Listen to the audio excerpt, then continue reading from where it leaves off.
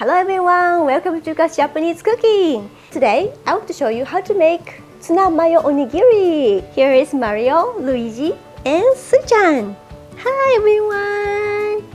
She became 1 year old and she's so energetic. She eats more and more these days. It's not exaggerating to say that onigiri is a national food in Japan. There are so many onigiri shops around nationwide. Onigiri is usually made of steamed rice with various fillings inside, or it is folded with using mixed rice, or sometimes it is grilled. And I'll show you one of the popular onigiri today. It's a Tuna Mayo Onigiri. So have you ever eaten this one? If not, it's super easy to cook. So please try it out. And then during this video, I'll show some tips and techniques to make delicious Tuna Mayo Onigiri. Are you ready to cook?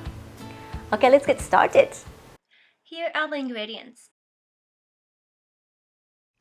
Okay, so let's make the filling first. Tuna mayo, the mayonnaise, tuna, and garbage box. And I recommend kitchen paper to take out excess oil from the canned tuna and open the can.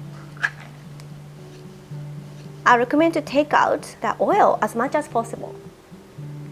Now tuna is ready. Then we add tuna. Mayonnaise. Tuna and mayonnaise is a good combination, I recommend. I use pre-made mayonnaise today, but if you want to make mayonnaise from scratch, don't forget to check my other video. I made the Japanese mayonnaise from scratch. Then add soy sauce. And we mix all together. Smells good. So the ratio of mayonnaise and soy sauce is 3:1. It is very important. So you see the color is a little bit white. Okay, the filling is done, so it's super easy. So now let's make rice balls. And to make rice balls, I recommend to prepare water in a bowl, salt only in another bowl, half tablespoon salt. Normally we use sea salt in Japan, but if you want to add more saltiness and crunchy texture, it might be good to use a rock salt. Please wet your palm. Please grab rice and put the other palm.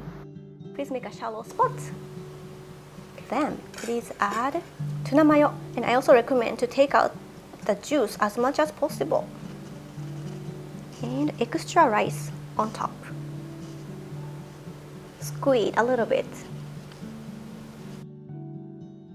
and also squash and push, form and roll. Please make a mountain shape and please roll and squash. Then you can make a perfect triangle shape.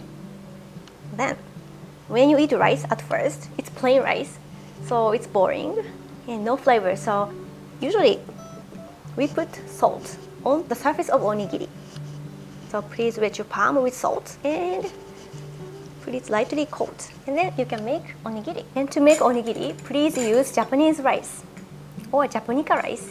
If you use jasmine rice or other basmati rice, it's hard to make onigiri. Please don't forget to use Japanese rice. The size of the onigiri is usually just put on your palm, so not bigger or not smaller. And then the widest is, let's say, this widest. The onigiri is triangle shape, but you can also make a round shape or oval shape. But I do traditional way today, so I make triangle shape onigiri. Yeah, and I have another video how to prepare Japanese rice with using rice cooker and without using rice cooker. So please don't forget to watch the videos too. Onigiri is done, so let's wrap with using nori seaweed. If your nori seaweeds contain humidity, I recommend to do this. Warm over a fire. Be careful not to burn your finger. So if you do this like 10 times, now nori seaweed will be revitalized. And please put nori seaweed in the middle and please fold along the side of the onigiri like a doll wearing kimono. And please put on the plate to be photogenic like this. Okay, let's continue. The leftover fillings on top like this, so you can easily recognize it's tuna mayo inside. And to add a bit more flavor, I usually sprinkle ground sesame and almonds. So I just sprinkle over it.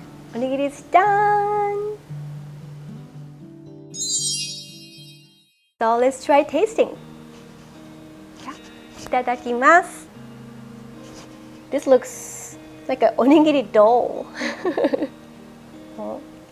The good thing about putting the leftover fillings here is that you can taste the filling at the first bite. Since the ratio of mayonnaise and soy sauce is 3:1, so tuna is very mild and not only creamy, the soy sauce helped to add the extra salty flavor. So that's why it's one of the popular onigiri filling in Japan. But now the nori seaweed looks humid because of the moisture from the rice.